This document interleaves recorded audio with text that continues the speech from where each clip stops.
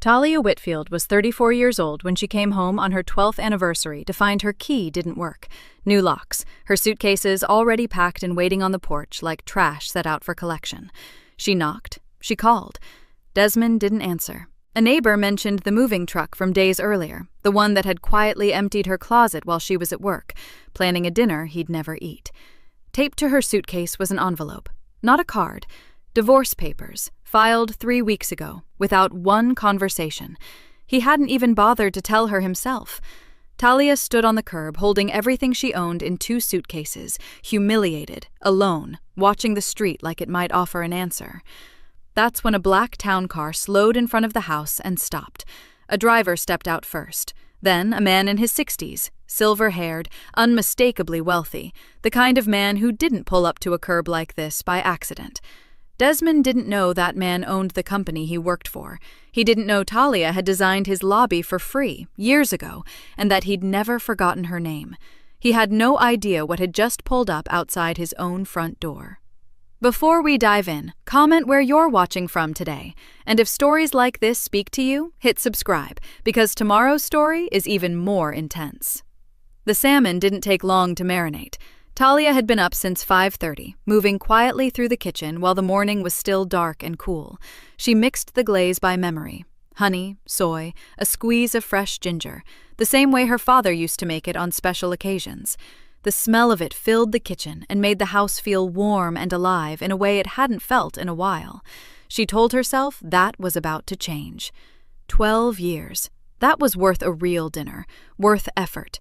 She arranged the table with the good plates, the white ones with the thin gold rim that they'd registered for and barely used. She folded the linen napkins into neat rectangles and set 2 candles in the center, unlit. She stepped back and looked at it all and let herself feel good about it for a moment. Then she went to the bedroom closet and pulled down the flat leather portfolio from the top shelf. It was navy blue and worn soft at the corners, the kind of folder that looked like it had seen serious work. Inside were 31 pages of sketches, floor plans, mood boards, material swatches taped to cardstock, a rough business plan typed out and clipped to the inside cover. 2 years of quiet planning, done in spare hours, done carefully, done in secret, not because she was hiding it, but because she wanted it to be ready before she said it out loud. Renee Interiors. Her father's name. Her name, too. She'd put her career on hold the year after they got married, when Desmond's job had transferred them to a new city and the timing just never seemed right to start over. It was supposed to be temporary. That was the word they'd used. Temporary. And somewhere along the way, temporary had stretched into 12 years, and the firm her father had left her, a small but respected commercial design outfit, had been sitting under Desmond's management, quiet and barely active. Desmond had offered to manage it as a favor. "Just until you're ready," he'd said. She was ready now. She wanted to show him tonight, over dinner. The portfolio, the plan, the new chapter. She imagined his face, surprised, then proud, and she tucked the folder carefully back into its place to bring out later. She heard him on his phone in the hallway, voice low. He'd been doing that a lot lately, taking calls in the other room, turning slightly away if she walked in. She'd noticed it the way she noticed everything. Quietly, without making a scene, filing it away. She'd told herself it was work stress. The promotion he'd been chasing had everyone at his firm on edge. He appeared in the kitchen doorway just before 8. He was already dressed, jacket on, bag over his shoulder, earlier than usual. "I didn't hear you getting ready," she said. "Early meeting." He didn't look at the table. He looked at his phone, then at the door. "I set up dinner for tonight. The salmon—" "Yeah." He was already moving. "Okay." She watched him. His eyes had done something strange when she spoke. A small flinch, barely there, like she'd said something that landed wrong. But he was already pulling his keys from the hook by the door, and then he was gone. The sound of the door shutting sat in the kitchen for a moment. She stood still, let it settle. Then she picked up her own keys. She had an errand to run. A stop at the print shop on Callaway to pick up the business cards she'd ordered as a small private test, just to see the name printed, just to make it feel real. She'd be back in an hour, long before Desmond got home. The print shop was only 20 minutes away, but she took the long way back through their neighborhood, the way that looped past the old park where the oak trees grew wide and the roots pushed up through the sidewalk in big, crooked ridges. She was almost home when Mrs. Durbin from 2 doors down waved at her from the sidewalk. "Talia, hey! Glad things are getting sorted over there." She smiled the way neighbors do, warm but slightly nosy. "That moving truck was blocking my whole driveway for a bit, I have to say." Talia slowed. "Moving truck?" "Earlier this week. Tuesday, I think. Big white one." Mrs. Durbin tilted her head. "Storage, maybe?" "Must be a mistake," Talia said. She kept her voice easy. "Nothing's been moved." "Oh." Mrs. Durbin looked uncertain. Well, you know better than I do." Talia smiled, said goodbye, kept walking. Must be a mistake. She repeated it to herself as she turned up the front walk, her print shop bag in one hand, her keys in the other. She pushed the house key into the lock. It didn't turn. She pulled it out, tried again. Slower this time, thinking maybe she'd grabbed the wrong one. Same key, same lock, same result. The key didn't fit anymore. She stood on her own front porch and looked at the door and understood, in a way that started in her chest and moved outward like cold water, that the lock had not malfunctioned. The lock had been changed. She knocked, 3 times, firm, the kind of knock that said, "I know you're in there." Silence. She knocked again, harder this time, and called his name through the door. "Desmond!" Her voice was steady. She was proud of that. "Desmond, open the door!" Nothing. She stepped back and looked at the windows. The blinds were down. Every single one, she noticed now. All of them closed tight, like the house had turned its face away from her. She pulled out her phone and called him. It rang once. Then voicemail. His recorded voice, smooth and professional. "You've reached Desmond Whitfield. Leave a message." She hung up, called again, straight to voicemail this time. He'd declined the call. That was when she turned around and saw the suitcases. They were stacked neatly against the porch railing, partially hidden by the angle of the door. 2 large ones she recognized, dark gray with a broken zipper pull on the smaller bag that she'd been meaning to fix for months. Sitting on top was her tote bag, the canvas one she used for errands.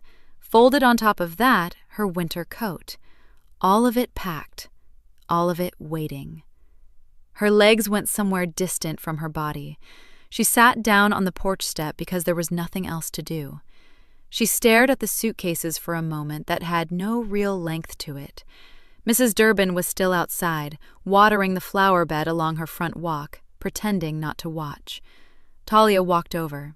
She kept her face neutral. "The moving truck you mentioned," she said. "Tuesday. Do you remember what time?" The older woman set down her watering can, and her expression shifted into something careful, like she was suddenly aware she'd already said too much.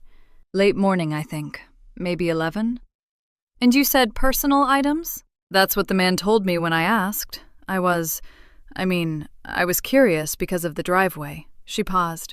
"Honey, I thought you knew." "I was at work Tuesday," Talia said. Mrs. Durbin went quiet. "Thank you," Talia said. She walked back to the porch. She sat back down on the step. Tuesday. She'd been at the print shop on Tuesday too, actually. No, that was today.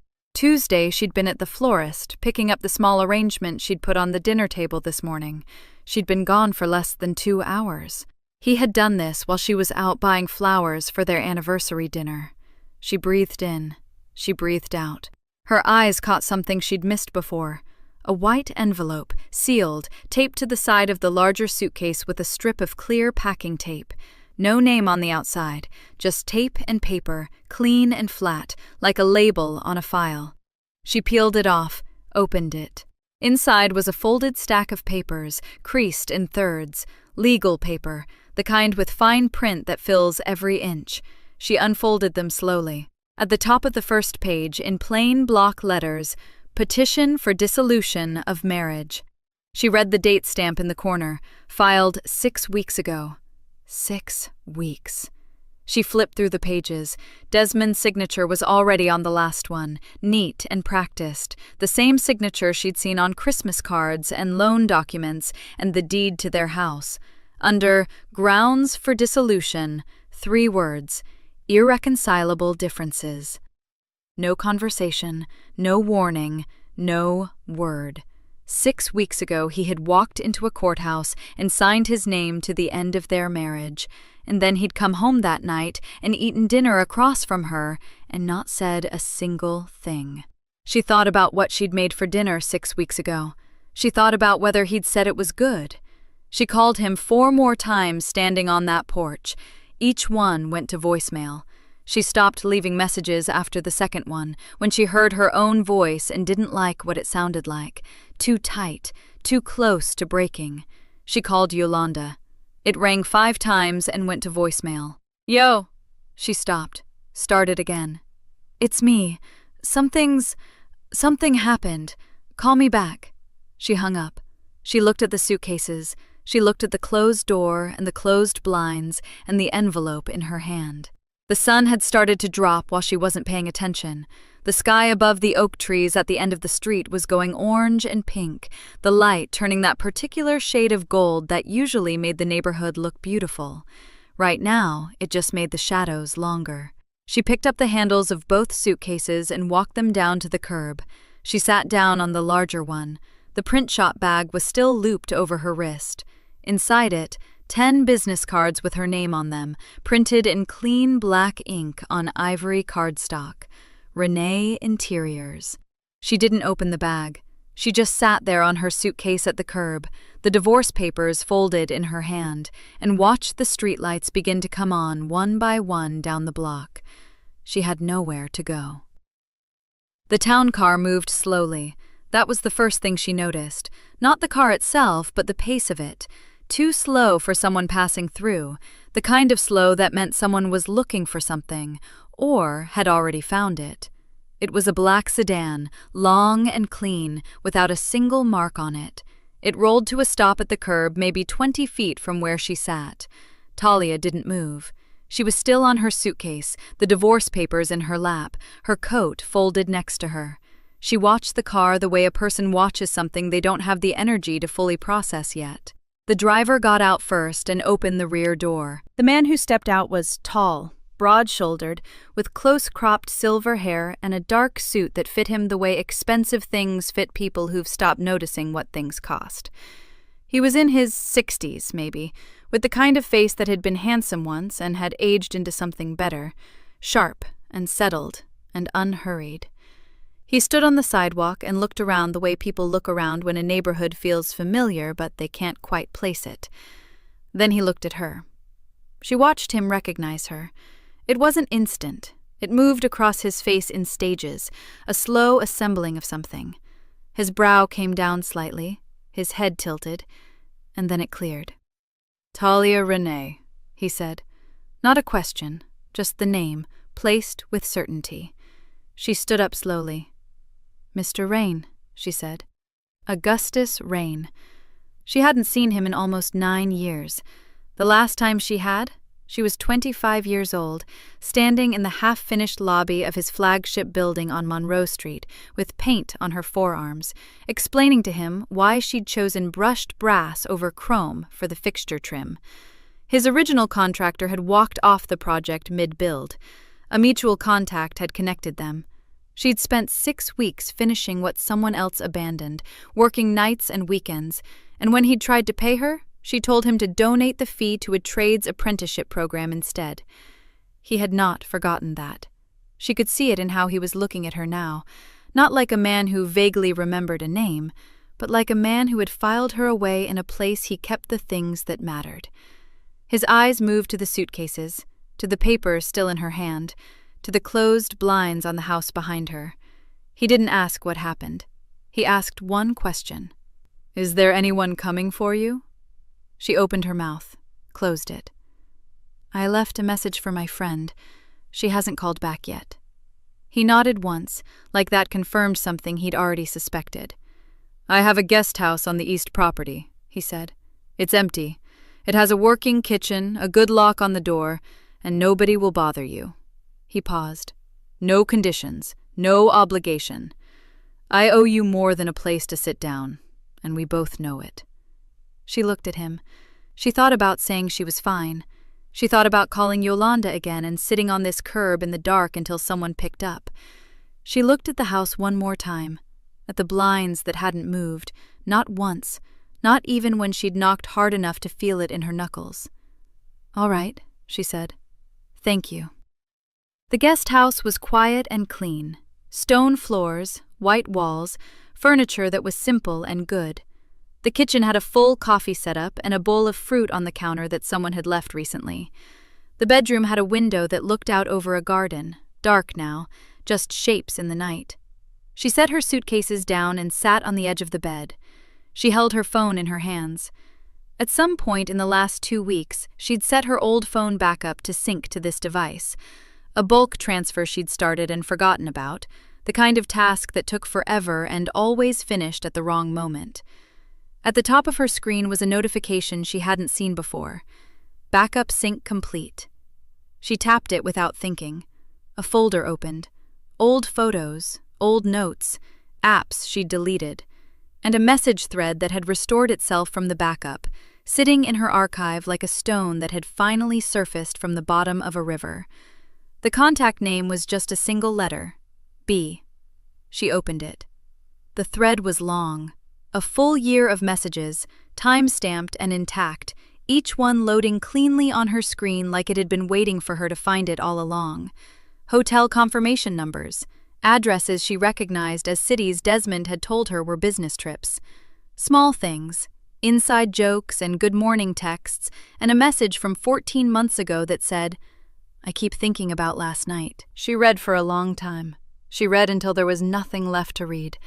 Then she set the phone face down on the bed beside her and sat very still. Her hands were calm. That surprised her. She checked, and they were completely still. She was not going to call him. She was not going to scream into the phone at midnight and give him the satisfaction of watching her come apart. She was going to find out exactly how deep this went. Every number, every date, every single thing, before he knew she had found anything at all. She picked the phone back up. She started from the beginning. Yolanda picked up on the second ring. I know, I'm sorry. My phone died and I left my charger at the office and then Marcus had his thing at school and I just saw all your calls and..." She stopped. "Talia, what's wrong?"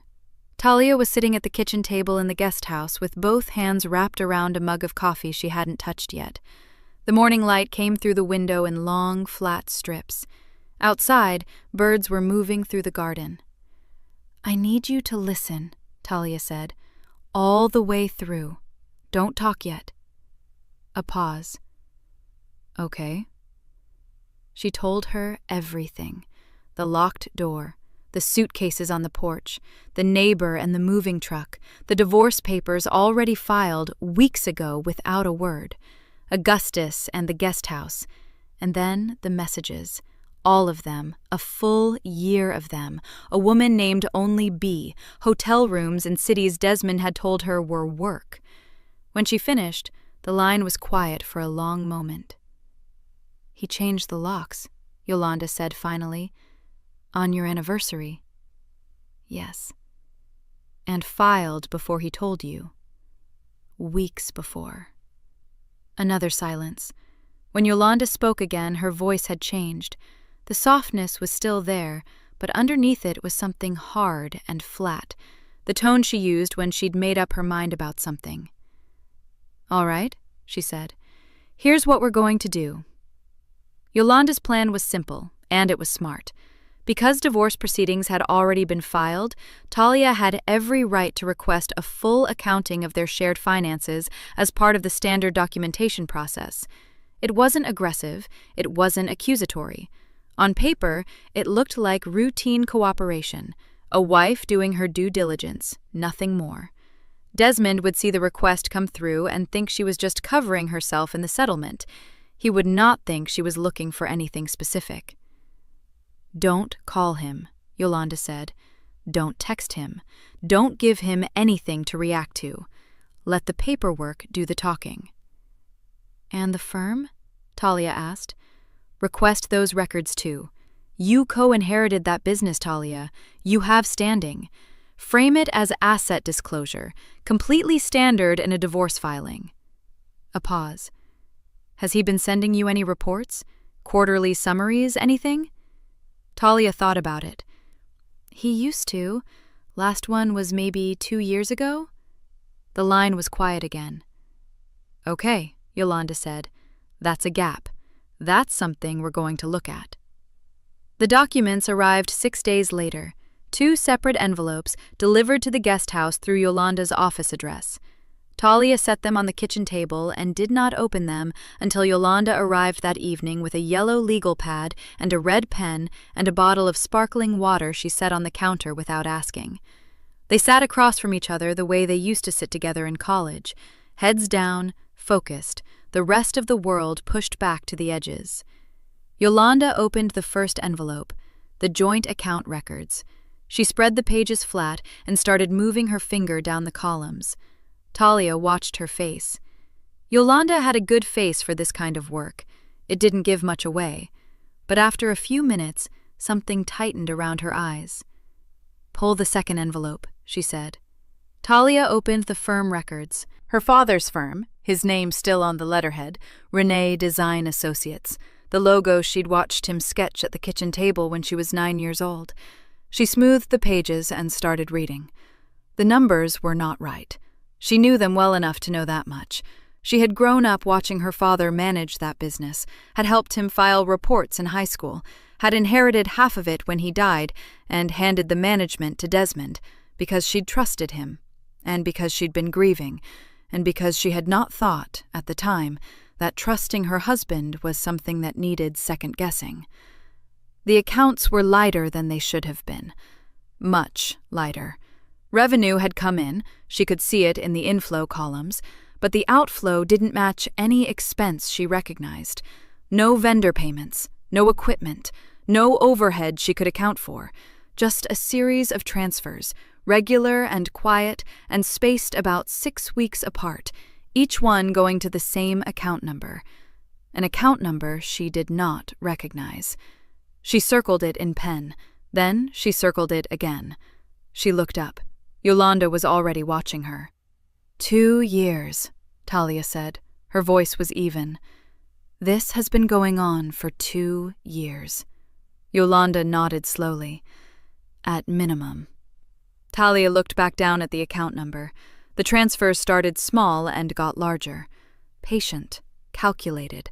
The kind of thing a person did when they were planning something, building towards something, and needed time to get the pieces in place before anyone noticed. She thought about the hotel confirmations in the message thread, the timestamps, the way the affair and the transfers had started within months of each other. She set her pen down. I need to find out where that money went, she said, before I say a word to anyone. Yolanda uncapped her red pen and pulled the legal pad closer. Then let's figure out how. The knock came on a Thursday morning, soft and uncertain, like whoever was on the other side wasn't sure they had the right door. Talia set down her coffee and crossed the room. She looked through the glass panel beside the door before opening it. Patrice Whitfield stood on the front step in a tan coat and low heels, holding her purse with both hands. Her silver hair was pinned back the way it always was. She looked smaller than Talia remembered. Older, maybe, or just tired in a way that hadn't been there before. I should have called, Patrice said. I know that. Talia opened the door wider. Come in. Patrice sat at the kitchen table and turned down the offer of coffee twice before accepting it. She held the mug the same way Talia had held hers 2 mornings ago. Both hands, not drinking. A habit, maybe, or just something to do with your hands when you didn't know where to start. I told myself I was coming to check on you, Patrice said. That's what I told myself in the car. She looked up. But I think I really came because I owe you an honest conversation, and I've been putting it off long enough. Talia sat down across from her and waited. Patrice set the mug down. I knew something was wrong. Months ago, maybe longer. She said it plainly, without softening it. The way he got quiet around you. The way he started talking about his job like you weren't part of the picture. Little things. She paused. They weren't little things. No, Talia said. They weren't. Patrice looked at her hands. I told myself it would pass, that maybe I was reading into it. Her jaw tightened. I've told myself that before. Something in her tone shifted. Talia stayed still. Desmond's father did this to me, Patrice said. Not once. More than once. Different women, different years. And there was money, too. Accounts I didn't know about. Business decisions he made without me. Things I found out about after the fact or not at all. She exhaled slowly through her nose. I stayed. I kept quiet. I told myself it was better to hold the family together than to blow it apart. She finally looked up at Talia. I was wrong about that. And I think I raised a son who learned that the silence was acceptable. That if you were careful enough, patient enough, the people you hurt would just absorb it. The kitchen was very quiet. Outside, a car moved slowly down the street. Patrice, Talia said carefully, what do you know about what he's been doing? Not specifics. He doesn't confide in me. A short, humorless sound. He never has. But I know how he thinks. I know what he plans for and what he considers an obstacle and what he considers an asset. She paused. And I know he has always kept things separate, compartmentalized. He learned that from his father, too. She reached into her purse and set both hands flat on the table, like she was bracing herself. There's a property, Patrice said. A lake house, about 2 hours north of the city. It belonged to Raymond, Desmond's father. He left it to Desmond when he passed, not to me, which was its own conversation. Her mouth pressed into a thin line. Desmond never mentioned it to you. I'm almost certain of that. Talia felt something go very still inside her chest. No, she said. He didn't. It's been in Raymond's name, technically, and the deed transfer was quiet. I don't think it ever came up in any paperwork you would have seen. Patrice looked at her steadily. But it's an asset. A real one. And if Desmond has been keeping it off the books, keeping it separate from the marriage, that matters, doesn't it? It wasn't a question. Patrice knew the answer as well as Talia did. Talia picked up her pen from beside the legal pad she'd left on the table. She wrote down, Lake property, Raymond Whitfield, deed transfer, 2 hours north. She underlined it once. He assumed I'd be quiet, Talia said. Not angry, just clear. He assumed you'd be devastated, Patrice said. And he figured devastated looked like gone. Like you'd take whatever he offered and disappear because it was easier than fighting. She shook her head. I let him believe that was how it worked. I modeled that for him for 30 years. Her voice was steady, but her eyes were not. I'm not going to keep doing that. Talia looked at her for a long moment. This woman who had sat at the other end of the table at 12 years of holiday dinners, who had always been polite and measured and carefully distant, who was sitting here now with her hands flat on the table and her eyes full of something that looked a lot like the resolve Talia herself had been quietly building for days. I need to understand everything he's capable of hiding, Talia said. Every pattern, every habit, every place he might think to put something he doesn't want found. Patrice held her gaze. Then ask me, she said. I'll tell you what I know. The blueprints covered most of the conference table.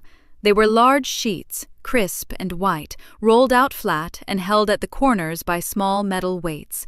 Talia stood over them with her hands clasped behind her back, studying the lines the way she always had, starting from the outside in, reading the shape of a space before she let herself think about what it could become.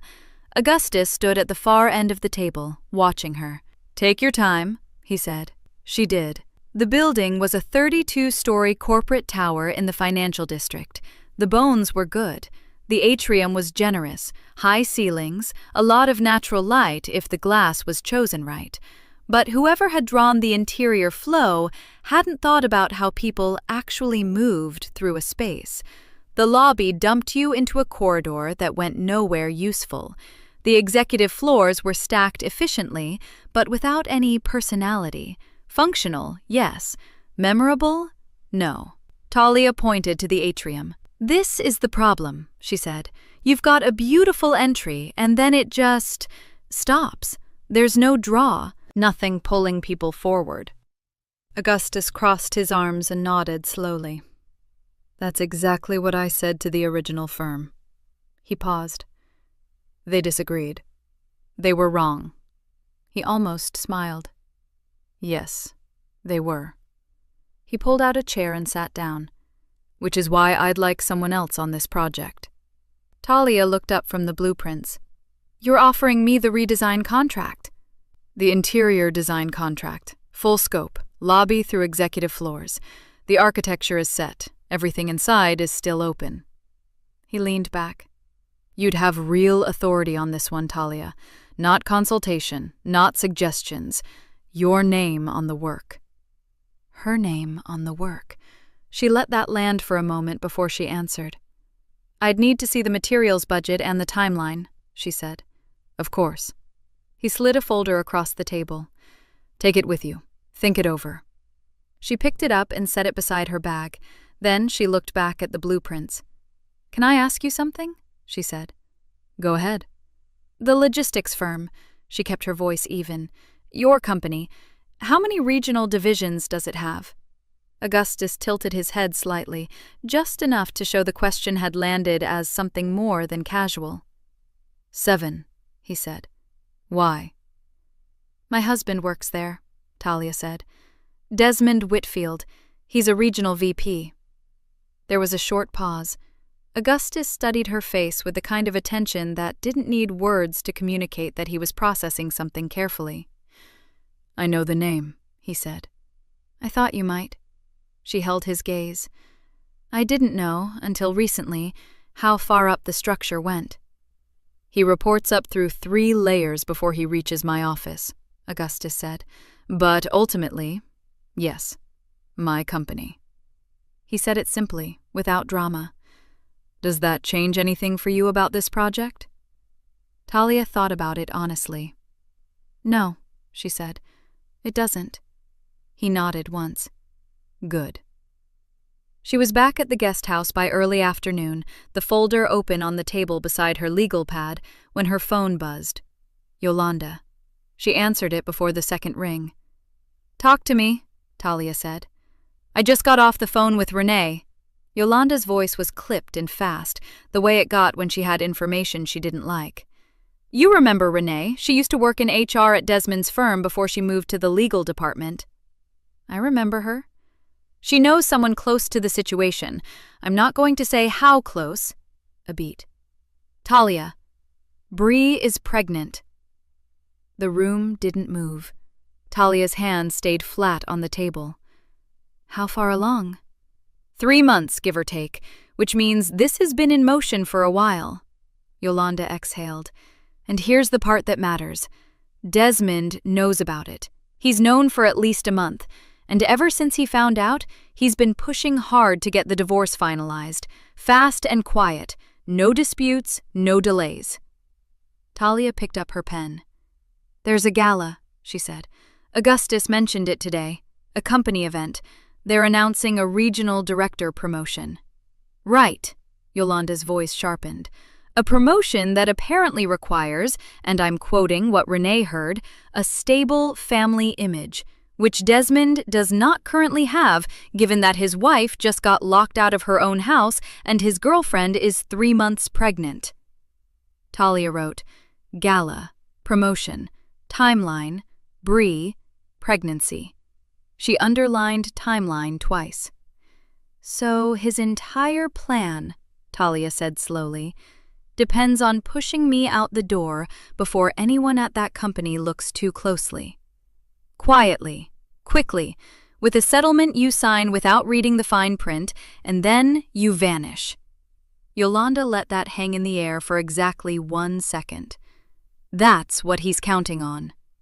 Talia stared at the page in front of her, the underlined word, the folder with her name written across the top in Augustus's firm, clean handwriting. She set the pen down. "Yolanda," she said, "the audit. How long until we have the full results?" "Week and a half, maybe 2. "And the gala?" A pause. 3 weeks out. Talia closed the folder. "Then we have time," she said. The law office smelled like coffee and old paper. Yolanda's desk was stacked in neat columns, folders on the left, legal pads in the center, a coffee mug that said, "Don't talk to me before 9, pushed to the far right corner. She was already seated when Talia walked in, pen uncapped, reading glasses on. "Close the door," Yolanda said. Talia closed it and sat down across from her. Yolanda slid a set of documents across the desk. "These are the 2 filings. First one is a formal audit request under your rights as co-owner of the firm. Second is the asset freeze. That one goes through the court, and it locks everything attached to the firm's accounts pending the review." She tapped the top page. "Once you sign both, Desmond can't move money. He can't close accounts. He can't touch anything tied to that firm without it showing up in the audit trail." Talia picked up the pen. "And he won't know I filed these?" "Not right away. The audit request goes to the accountant directly. The freeze is a court order. He'll get notified, but by then it's already in place." Yolanda leaned back. "He'll know something is moving. He just won't know how much you already know." Talia signed both documents without hesitating. Yolanda pulled them back across the desk, straightened the stack, and slipped them into a manila envelope. "I'll file by end of day." She looked at Talia over the top of her glasses. "You doing all right?" "I'm focused," Talia said. "That's not what I asked." Talia looked at the envelope on the desk, at her own signature visible through the open flap. "I'm angry," she said. "But I know what to do with it now." Yolanda nodded. "Good," she said. "That's better than all right." 4 days later, Desmond called. Talia was at the guest house, sitting at the kitchen table with a cup of tea that had gone cold. She saw his name on the screen and let it ring twice before she answered. "Talia." His voice was warm, familiar. The voice he used in public, at dinner parties, when he wanted people to think he was the kind of man who had everything handled. "I'm glad you picked up." "Desmond," she said, "I've been thinking about you." A pause just long enough to feel considerate. "I know this has been hard. I know the way things happened wasn't ideal, and I'm sorry for that." She said nothing. She let the silence stretch. "I want this to be clean," he continued, "for both of us. Quick, fair, no ugliness. I think we've earned that much." He cleared his throat. "My attorney put together a settlement offer. It's straightforward. You'd walk away with a lump sum, we split the joint accounts, and we each move forward. No drawn-out process, no court dates." "How much is the lump sum?" she asked. He named a number. It was insulting. Not just low, it was the kind of number that assumed she hadn't looked at a single account statement, the kind of number that only worked if she had no idea what was actually missing. "I'd need to review it," she said. "Of course. Take a few days." He sounded relieved. She could hear it just under the warmth, the small exhale of a man who thought he was winning. "I just want us both to be able to close this chapter and move on. You deserve that, Talia. You really do." "I'll be in touch," she said. She hung up. She sat for a moment with the phone face down on the table. Then she picked up her legal pad and wrote the number he'd offered at the top of the page, circled it, and drew a single line through it. The forensic accountant's name was Gerald Moss. He was a small man with careful hands and a habit of tapping his pen against his notepad when he was thinking. He called Talia on a Thursday evening, 6 days after the audit request had been filed. "Mrs. Whitfield," he said, "I have preliminary findings." She sat down. He walked her through it in plain, careful language. The transfers out of the firm's operating account. The pattern: small amounts first, then larger ones, spread out to avoid triggering automatic flags. A separate account, opened in a name she didn't recognize, that received every dollar. And from that account, a wire transfer. One large payment to a real estate escrow company. "The amount matches the down payment on a residential property," Gerald said. "A condo. Purchase was finalized 8 months ago." Talia wrote it all down. Her handwriting was steady. 8 months, she said. "Yes, ma'am." She thanked him and ended the call. Then she sat very still and looked at what she'd written. The dates, the amounts, the word condo underlined twice at the bottom of the page. 8 months ago, Desmond had been bringing her coffee in the mornings and telling her he loved her before he left for work. She closed the legal pad. The envelope from Augustus arrived the following morning, cream-colored, heavyweight paper, her full name written across the front in clean, formal type. She opened it at the kitchen table and read the single card inside. "You are cordially invited as a guest of Augustus Rain to the Rain Logistics Annual Leadership Gala. In addition, you are requested to present your design concepts for the Rain Tower project to assembled company leadership. Dress, black tie." She set the card down flat on the table. Her name, on the program, in that room. The Hargrove Hotel had 40-foot ceilings and chandeliers that looked like frozen waterfalls. Every surface gleamed: white marble floors, gold trim on the columns, black-suited staff moving through the crowd like shadows. The kind of room designed to make people feel important just by standing in it. Talia had designed rooms like this before. She knew exactly how they worked. She walked in on Augustus's arm, and she was not nervous.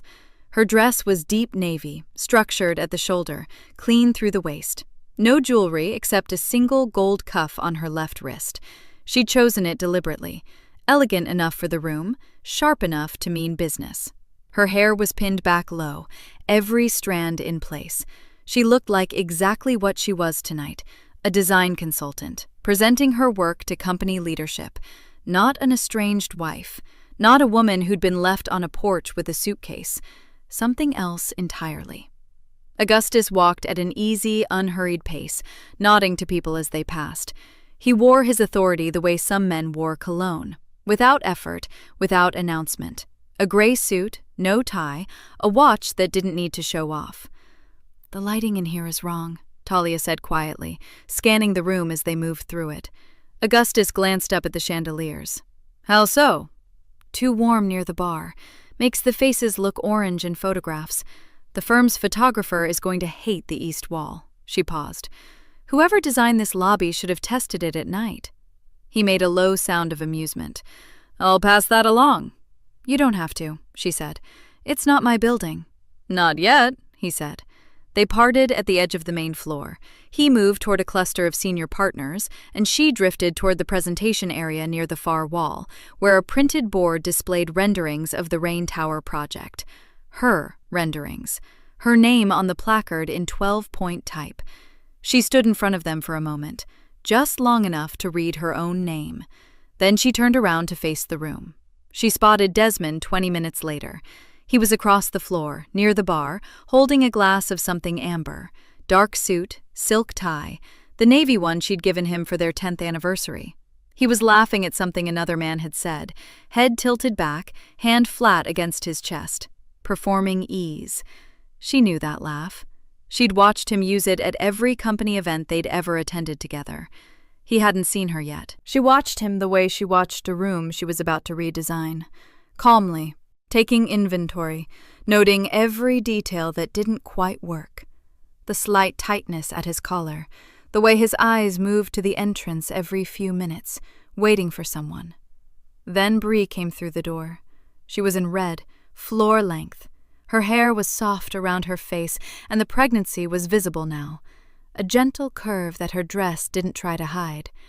She moved through the entrance with the careful confidence of a woman who'd been told she belonged there. and she probably believed it. Desmond saw her and crossed the room in 12 steps.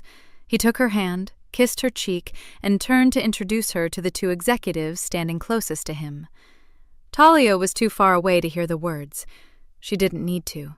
She could read it in the way the executives smiled and extended their hands, in the way Bree touched her stomach, once, brief and instinctive, in the way Desmond put his hand at the small of her back, claiming, presenting, establishing. Fiancé. That's what his posture said. This is my fiancé. The divorce wasn't finalized. The ink on those papers wasn't even dry.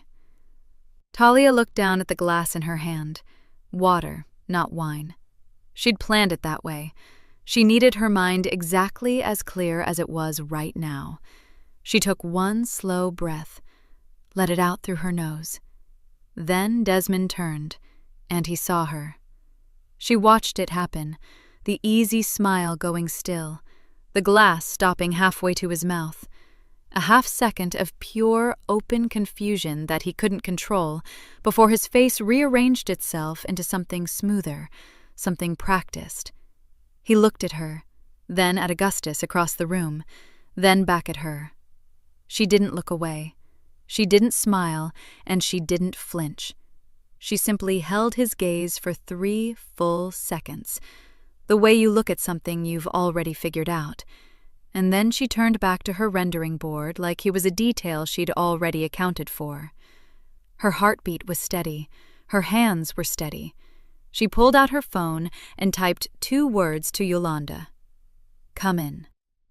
Yolanda appeared at the entrance 4 minutes later in a black blazer and low heels, a leather portfolio tucked under her arm. She moved without hurry, without drama, scanning the room once before finding Talia's face. She walked over and stood beside her, close enough to speak quietly. It's all in here, Yolanda said, touching the edge of the portfolio. Gerald signed off this morning. Every page. Good. Across the room, an event coordinator had begun moving toward the small stage, the signal that remarks were coming, that the promotion announcement was minutes away. Augustus appeared at Talia's side without a word. He looked at the portfolio, then at the stage, then at Talia. There's a lounge off the east corridor, he said quietly. Private. My counsel is already there.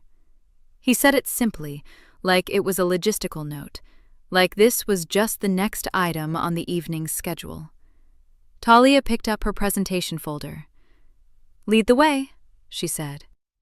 The private lounge was quiet in the way expensive rooms always are. Thick carpet, heavy curtains, walls that knew how to keep secrets. A long mahogany table sat in the center, with 6 chairs around it. 3 of them were already filled. Augustus's legal counsel, a trim man named Gerald Park, sat at the far end with a yellow legal pad in front of him. Patrice Whitfield sat 2 seats down from him, hands folded on the table, her gray wrap dress neat and still. She'd arrived an hour before the gala started, at Talia's instruction, and she'd waited without complaint. She looked up when Talia walked in. Something in her eyes was sad and steady at the same time. Talia gave her a small nod. Augustus closed the lounge door behind them. The sound from the gala, the clinking glasses, the low hum of 200 people making themselves impressive, went muffled and distant. Yolanda set the leather portfolio on the table and unzipped it without ceremony. She pulled out a clean, tabbed stack of documents and set them in the center of the table. Audit findings, bank records, transfer histories, a property deed, everything. Gerald Park looked at the first page. His expression didn't change much, but his pen started moving. We'll need Whitfield in here, Augustus said, not a question. He's on his way, Yolanda said. I had the event coordinator tell him you wanted a word before the announcement. A short silence, then the door opened. Desmond walked in with a half-smile already prepared, the kind that said, whatever this is, I can handle it. He had his jacket buttoned, his tie straight. He looked like a man who expected to be handed something good. He saw Talia. The smile stayed on his face for a moment, the way a light stays on after you flip the switch, briefly, uselessly, and then it was gone. His eyes moved around the room. Augustus, Gerald, Yolanda, Patrice, his mother. Mom. His voice came out lower than he intended. What are you? Sit down, Desmond, Augustus said. It wasn't loud. It didn't need to be. Desmond sat. Talia remained standing. She pulled the top document from the stack and set it flat on the table in front of him, clear and plain, the way you'd present a blueprint. This is the forensic audit of René Design, she said. My father's firm, the one you've been managing for the last 3 years. Desmond looked at the paper, then at her. Talia, this isn't the time or place to— Page 1, she said. He stopped. She kept going. Over 26 months, a total of $214,000 was transferred from the firm's operating account into a private account registered under a holding company. She turned to page 2 without looking at him. Page 2 is the holding company registration. The contact name on the filing is yours. That money was reinvested. Page 4, she said. The wire transfers from the holding company, moving funds in 3 installments to a property escrow account in Dunbar County. She paused. The condo you put a down payment on, the one you were planning to move into. Silence. With Bree, she added. Just the 2 words, quiet as a locked door. Desmond's jaw tightened. He looked at Augustus. Sir, I can explain the accounting. There were decisions I made in good faith for the firm's development that may look irregular out of context. There are 17 transfers, Yolanda said from across the table, her voice flat. Each one under $10,000, just beneath the reporting threshold. She let that sit. That's not an accounting decision. That's a pattern. The color in Desmond's face shifted. This is a setup. He straightened in his chair. She's been trying to destabilize our divorce proceedings. The affair began 14 months before you filed, Talia said. She placed another document down. Hotel confirmations. Dates. I have the messages. I have the receipts. The divorce papers cited irreconcilable differences. She looked at him directly. You were still sending her roses on our anniversary. He opened his mouth. Patrice spoke. I knew. Her voice was steady, but it cost her something. I saw the signs months ago. The late calls, the changed password on his computer, the way he spoke about Talia when she wasn't in the room. She looked at her son. Your father did the same things, to me, for 4 years before I found out, and I recognized every one of them in you, and I stayed quiet. Her hands pressed flat on the table. I won't stay quiet again. Desmond stared at her. Mom, I've written it down, she said simply. It's in the folder. Augustus looked at Gerald Park. The lawyer gave one short nod. Augustus stood. The regional director position is withdrawn, effective tonight, he said. I'm also opening an internal investigation into all financial activity connected to René Design during your tenure as a firm associate. He buttoned his jacket. My counsel will be in touch. He walked to the lounge door and opened it. The gala noise flooded back in for a moment. Warm light, the murmur of a crowd, the clink of glasses. Through the glass walls lining the corridor, a dozen faces had already turned toward the lounge, watching, curious. Desmond didn't move at first. Then he stood, slowly, like a man deciding if his legs still worked. He looked at Talia. Something crossed his face, not remorse, not exactly, more like surprise, like he still couldn't quite believe she'd done it. She looked back at him with nothing in her eyes that he could use. He walked out. Bree was in the corridor. She'd been there long enough. The glass walls had kept out the words, but she'd seen the documents laid flat across the table. She'd seen Desmond's face. She'd seen Augustus stand and button his jacket. She looked at Desmond when he came through the door, then past him at Gerald Park, who was already on his phone. The condo, she said. Her voice was careful. Where did the money come from? It wasn't a question. Desmond said her name. She took a step back. Her hand went to her stomach. Not dramatic, just instinct. She looked at the man in front of her the way you look at a room after the lights come on and you finally see what it actually looks like.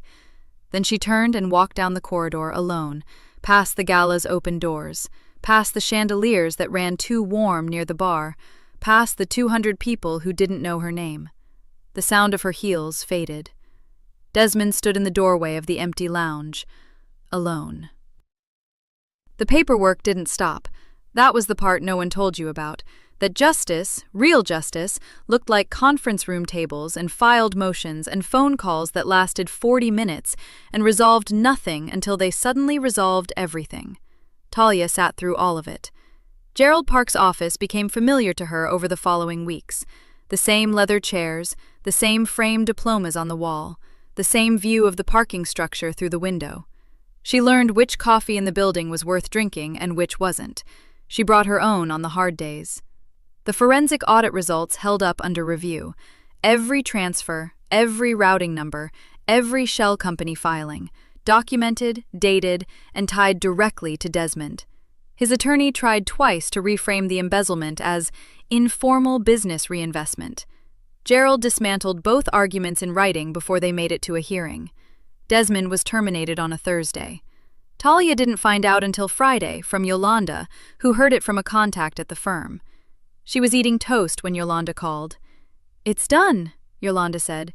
"He's out, and Gerald says the DA's office requested the full audit file this morning." Talia set the toast down. She looked at the window. The morning light was coming in low and clean. "Okay," she said.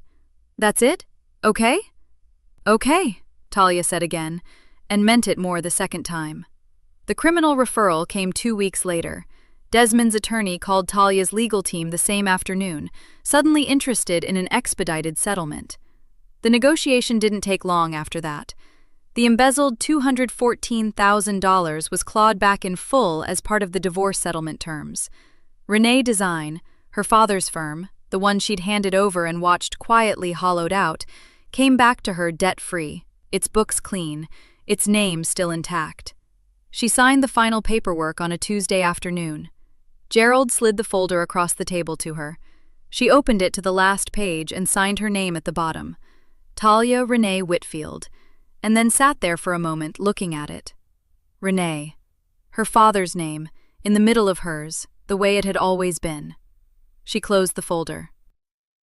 Bree had left the city by then. Talia heard it secondhand, from Patrice, who'd heard it from someone at Desmond's old office. Bree had moved back closer to her family. Nobody said more than that, and Talia didn't ask. She thought about Bree sometimes, not with anger, more with something quieter, a kind of tired recognition that there had been more than one person in that story who got used without knowing it. She hoped the baby was healthy. She hoped Bree figured it out. She didn't hope anything about Desmond at all. That part of her mind had gone quiet, and she let it stay that way. Yolanda moved her caseload around and made it work.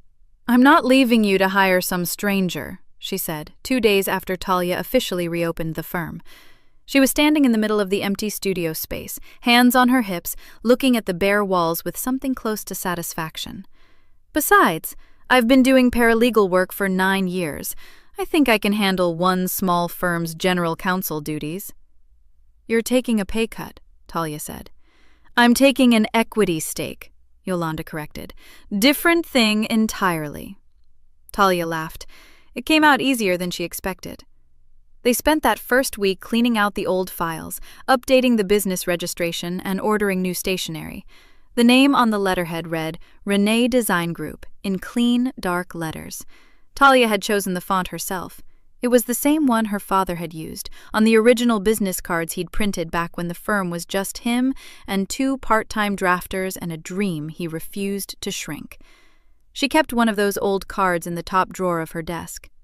Patrice came by most weeks. She never stayed long. She'd bring something, coffee or a plant, or once a tin of shortbread cookies that she set on the front desk without explanation. She'd sit in one of the studio chairs and look at the design boards Talia had started pinning to the walls. She didn't talk about Desmond. Neither did Talia. They talked about the tower mostly, about the lobby concept Talia had been developing since that first afternoon she'd unrolled Augustus's blueprints on the work table, about color and material and the way light would move through the atrium at different hours of the day. Patrice would listen carefully, nodding in that slow way she had, and occasionally say something that landed with surprising precision. "Your father would have understood this building," she said once, looking at the elevation sketch pinned to the center of the board. Talia looked at it too. "I know," she said. The tower was finished on a Thursday in early November. Talia stood in the lobby at 7 in the morning, before anyone else arrived. The atrium ceiling rose 40 feet above her, and the light came through the east-facing glass in long, pale bars that moved slowly across the concrete floor. She had chosen that concrete herself, polished, warm-toned, the color of river sand. She looked at the directory panel near the entrance. The glass was still clean from installation, not yet touched by a single fingerprint. Her name was etched into it in the same font as the letterhead, the same font as her father's old business cards. Renee Design Group, Lobby and Executive Interiors, floors 1 to 6. She stood there and read it twice. The building was quiet around her, and the light kept moving, and she felt, fully, permanently, with nothing missing, like herself. Thank you for watching until the end. If this story meant something to you, hit subscribe and turn on notifications. I've got 2 stories on the screen that you have to watch next. Have a great day!